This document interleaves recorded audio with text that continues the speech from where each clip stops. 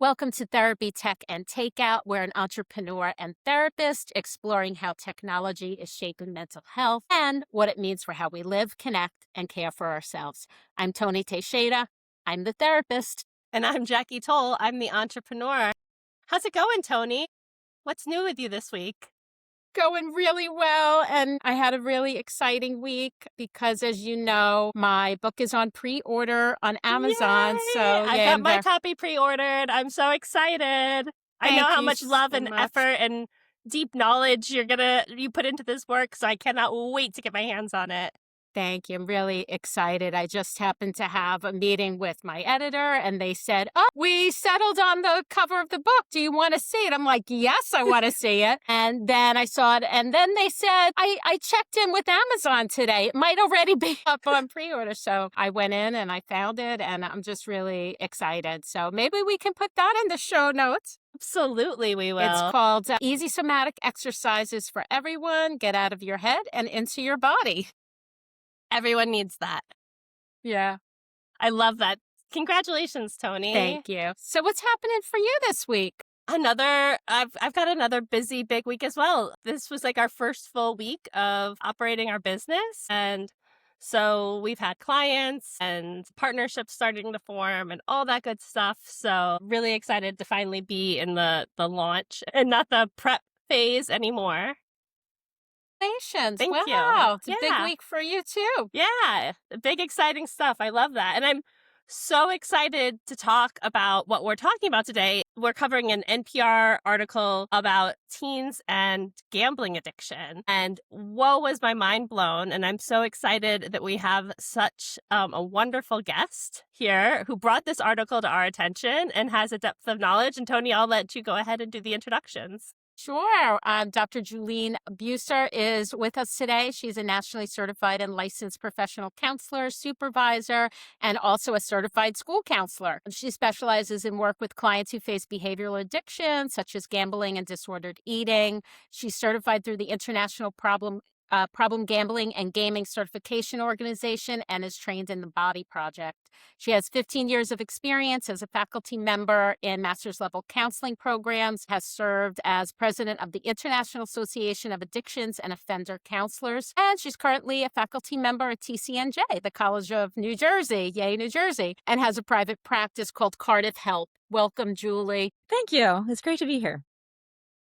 Yeah, thank you so much for joining us, and thank you for bringing this article to our attention.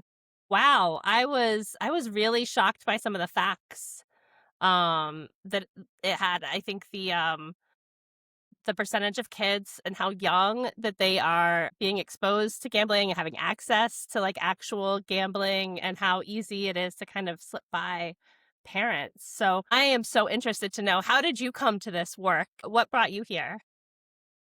Yeah, so I've been interested in behavioral addictions for a while.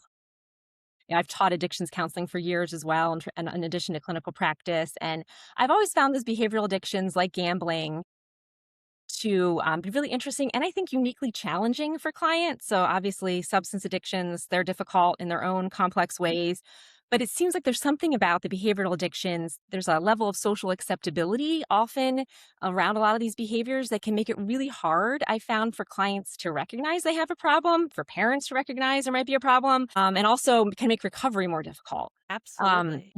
I use the example in my class, that if you were talking to your friends, what you did over the weekend or your family, and you mentioned offhand that you use drugs, you tried heroin, you would likely get some reactions, right? You would get, you So okay, fair. you get follow up, what's going on? Because that's, doesn't have that level of social acceptability. If you mentioned, you have too much time online, you lost a little too much money playing a game or whatever it is, you'll probably, get some laughs. People would relate to it. There's this sense of we've all kind of done. And so it can be hard, I think, for people to recognize there's a problem. And then it can be a lot harder to recover because there's so many triggers and temptations out there. I mean, anyone who's watched, TV lately, there's just so many ads about online gambling. I think the NPR article you're referencing, a mother talked about her son just watching a video online and clicking a link, and it took him to an online casino. So there's just so many Like more. 11. I Yes, think. that young. There's so much more accessibility out there that you wouldn't have maybe with some of the other, more substance-based addictions. They have their own problems, of course, but I think that social acceptability, the reminders, the temptations, it's much harder for those with behavioral addictions. The digital world makes it so much easier. As you talk about temptations, it's as easy as picking up your cell phone. And I loved in the article they actually talked about like years ago how hard it would have been. The obstacle to gambling was you'd have to go somewhere and like kind of make that bet with a bookie or go to a horse racetrack or whatever. And you don't have to do that anymore. They were talking about how much sports betting is going on, and like over $121 billion. Is that right? Is lost on sports betting. So the problem has gotten bigger and bigger because of the digital world, and the population that's getting an addiction is getting younger and younger. Absolutely, yeah.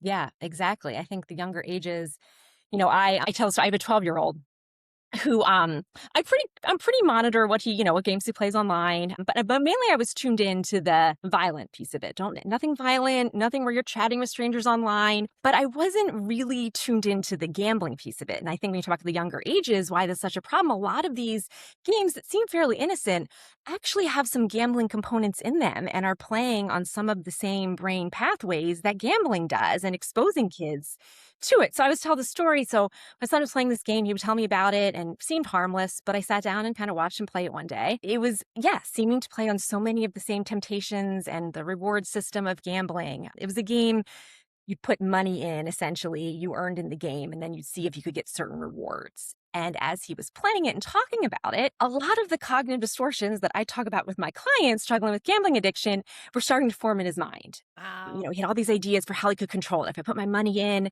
at the certain time in the game, it means I'm going to get a better reward.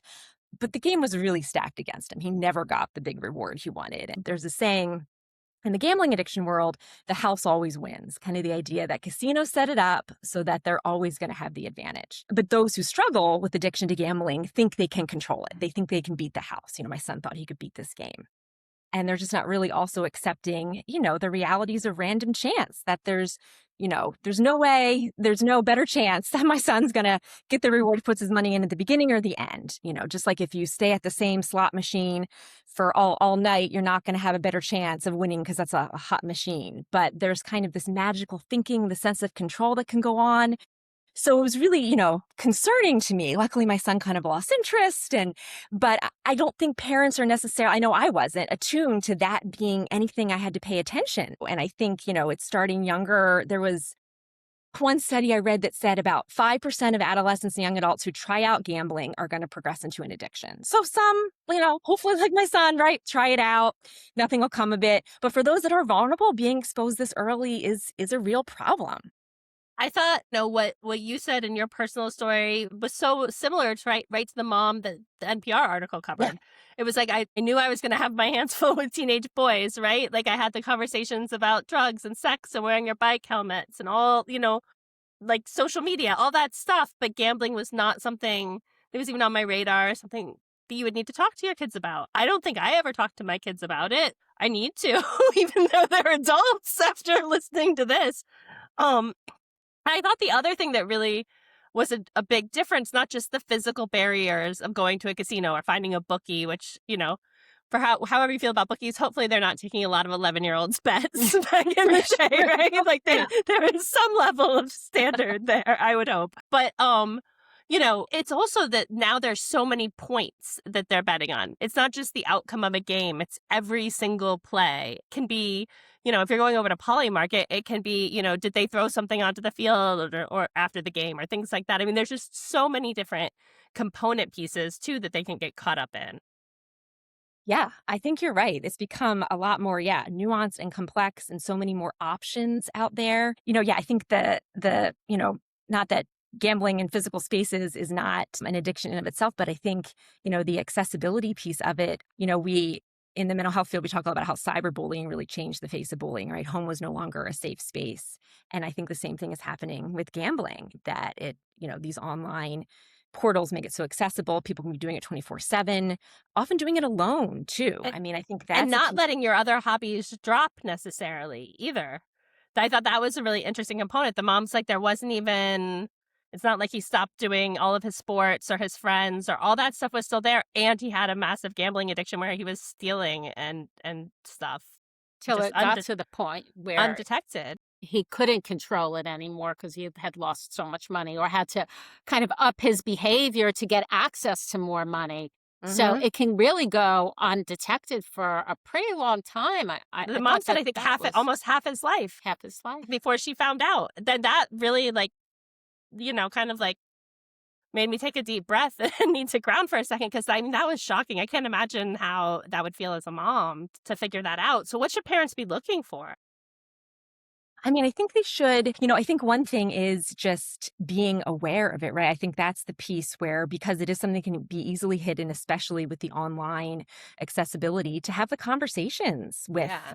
with your kids and, sit down and kind of, what game are you playing? If we're very attuned to the dangers of some, violent games, et cetera, online predators and things like that, but there's maybe less awareness of, hey, if my kid happens to be vulnerable to this, which you don't really know if they are or not, so they're exposed, let's keep aware of this and have the conversation. And there are so many great resources out there for people.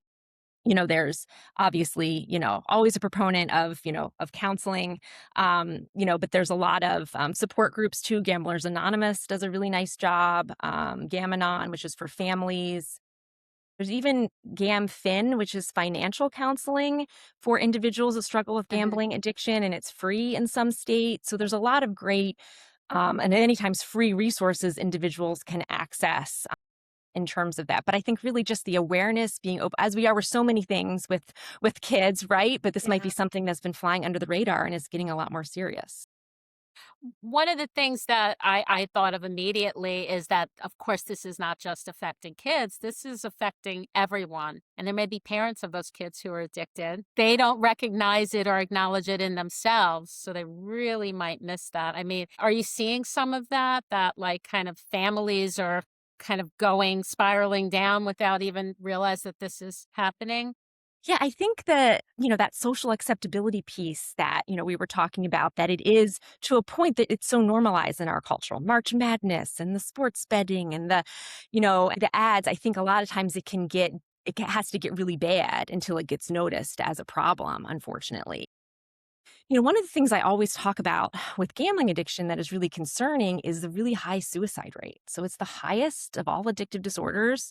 I think one study said about 20% of those who struggling with gambling addiction will attempt suicide.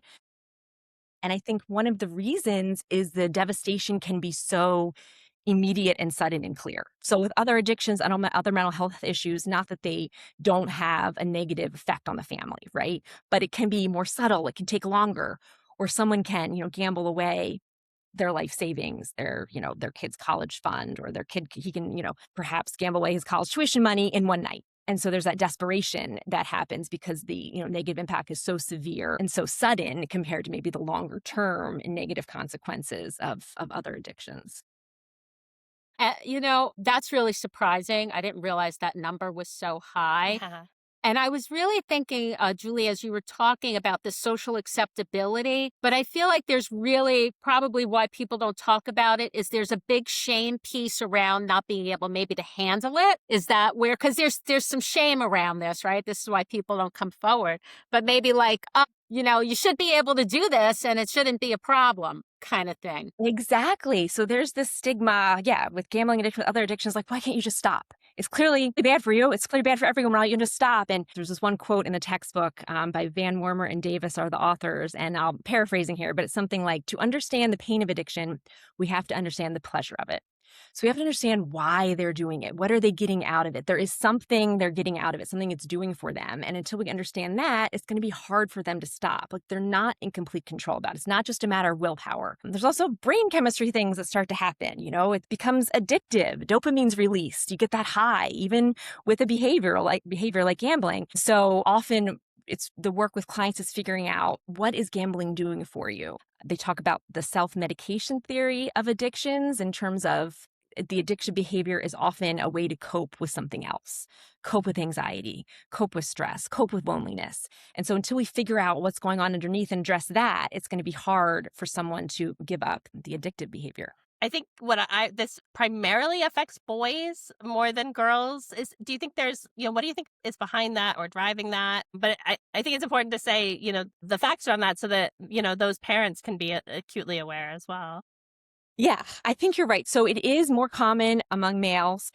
So one of the things the research has pointed out, which I found really interesting, is that athletes are at much higher risk. So like youth athletes, higher risk of engaging in gambling because a lot of the things we really encourage, in youth sports for someone to be a good athlete are things like persevering. Even if you don't succeed right away, keep trying, don't give up, take risks, be competitive. All those things make someone a great athlete. But they are pretty disastrous if you pair them with someone with a gambling, concern, because you don't want someone to keep taking risks. You don't want them to say, it's okay to give up. It's okay to say, I lost some money. I'm done now. You don't want them to be so competitive to, stay the course, even if you don't have success right away. And so there's some of these, I think, social norms that boys might feel more than girls in some instances kind of can be a problem when paired with gambling behavior.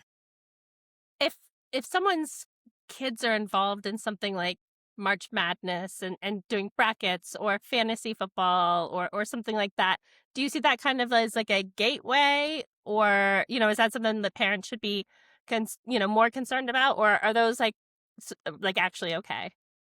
Yeah, so I think it depends. I think they can be okay. And I think that's what makes these addictions so hard. It's not this cut and dry, right? In terms of, so for some, I think it'd be okay. It's a social thing. It's a fun thing. And people are going to do, but then if you are noticing your child is kind of obsessed with it, right? So that is one of the things where it's crowding out other things in their life. They're constantly on their phone, checking things.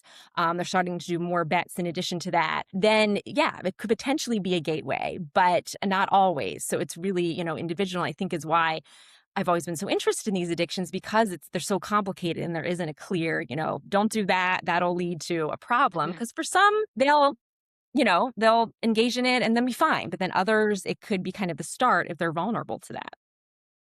Now, Julie, you talked a little bit about like maybe what treatment might look like. You were talking about looking for the underlying piece of that's driving it.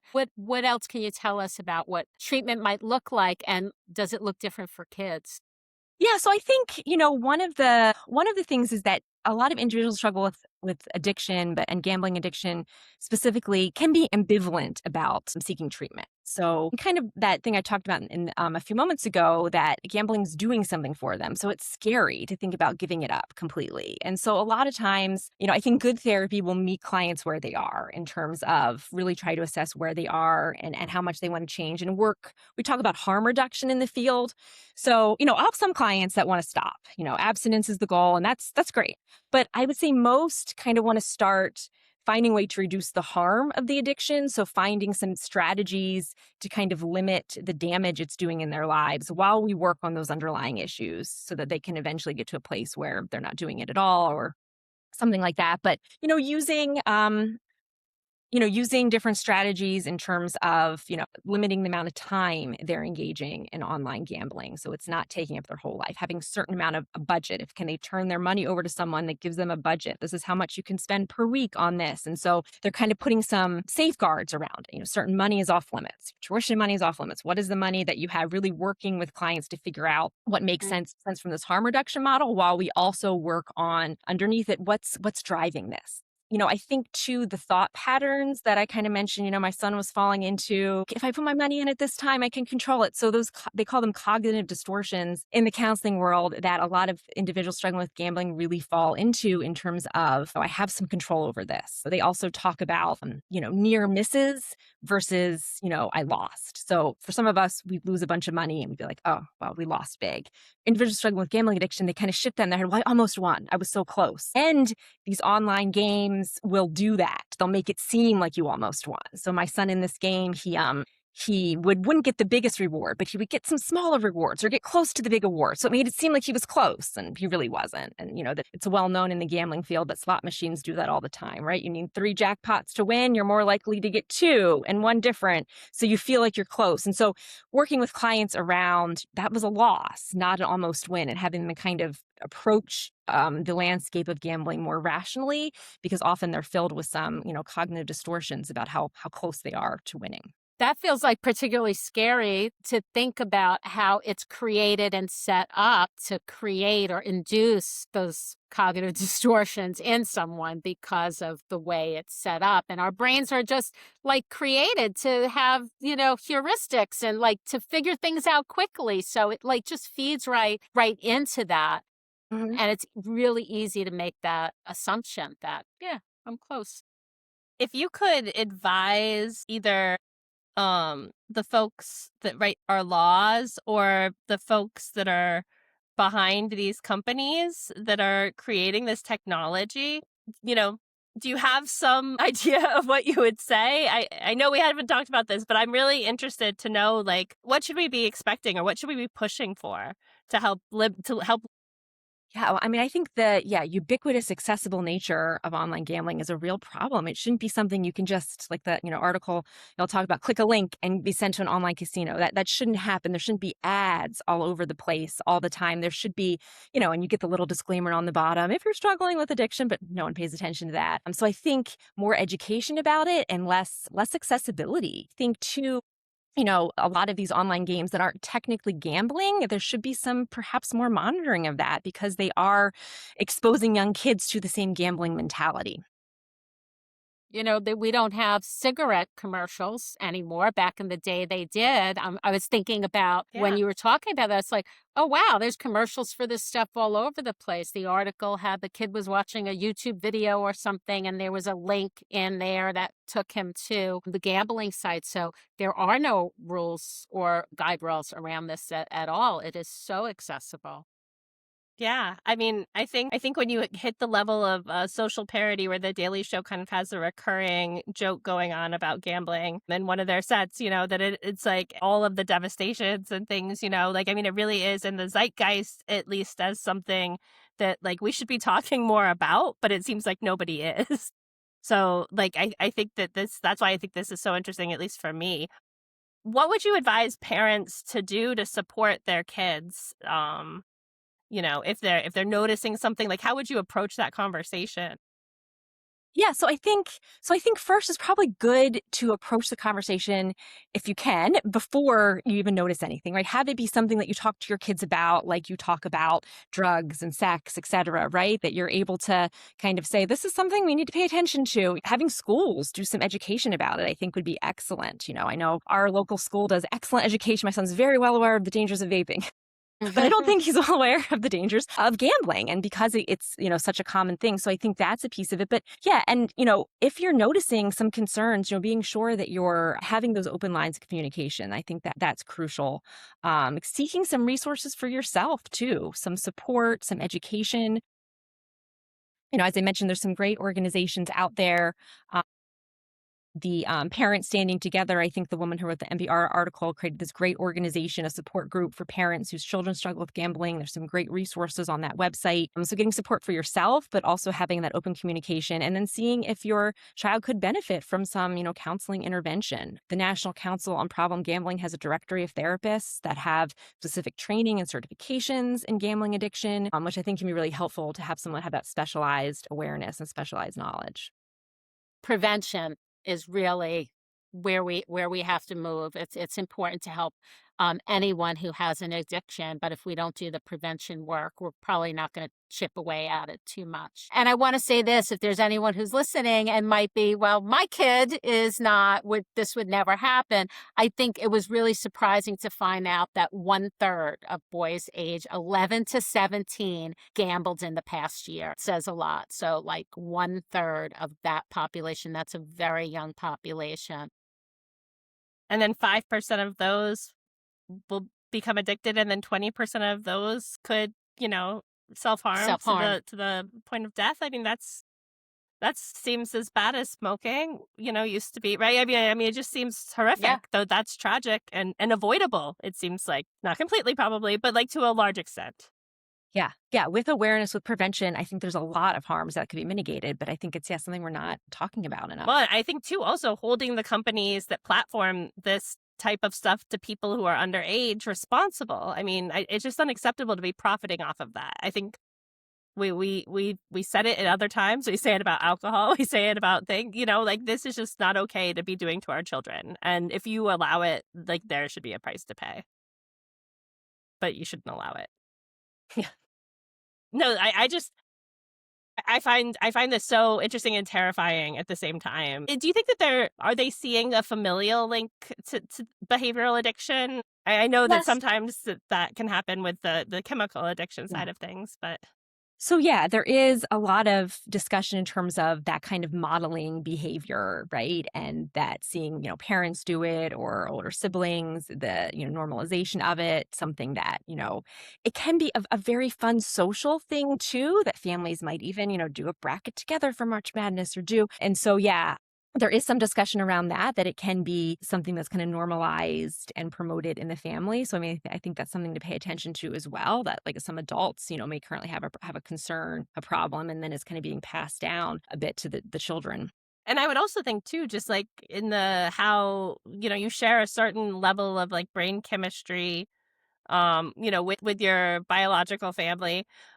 Since this does play into a lot of that brain chemistry too, from the addiction standpoint, it's both. There's probably something there, even if I know all that stuff is still so interesting to learn, all the things that they're discovering. But yeah, I think that it would be if you are a parent who thinks this might be something that you or your partner has an issue with, from a behavioral and a chemical standpoint, also pay more attention perhaps. Yeah, because there's some discussion out there with addictions that some individuals struggle with addictions have kind of lower baseline levels of dopamine, which is that feel good neurotransmitter.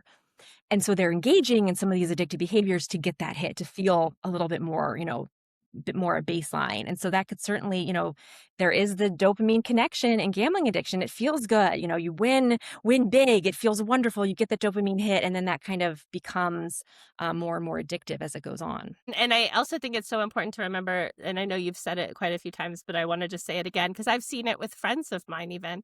Like, it's not just addictive gambling where you're like betting money in a casino type thing. It can also be these games on your phone that seem a lot more innocent. Like I'm doing something with fruit or whatever. Like I don't know what they all are, but like I had somebody who was a good friend of mine who worked for me, and I would constantly go over there, and she was like, I just need, like, I have all my lives. So I'm like, we're at work. We're adults. Like, you wouldn't be like, I just need to finish my beer real quick. Like we know that that's not okay.